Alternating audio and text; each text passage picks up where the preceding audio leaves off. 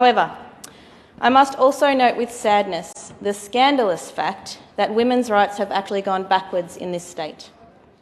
Many of the hard-won rights that women have fought for so that we could fully and equally participate in public life over the course of the last 100 years are lost.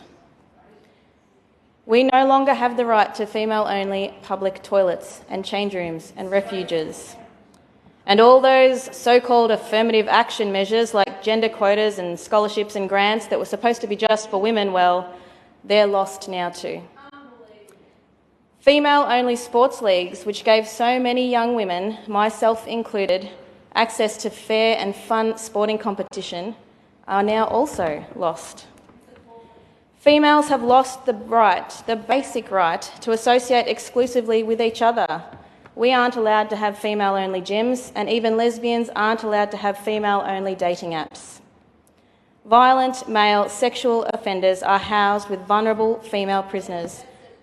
In fact, there is a vulnerable group of women in my area, in the Dame Phyllis Frost Correctional Centre, who have reached out to me and to the government and to the media, crying out for help because they are scared and they are vulnerable, and they look around the world and they see what has happened to other women in prisons where violent male rapists have been housed.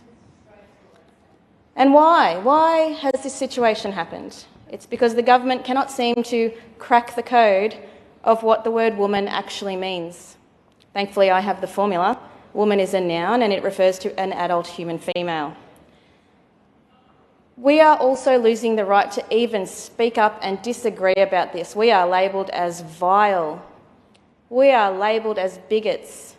But it is not hateful to ask for sex-based rights. They are, after all, originally a category of human rights. Will the Minister for Women, Natalie Hutchins, let women speak to her and join us on the steps of Parliament on the 18th of March for the listening post and actually hear what women have to say?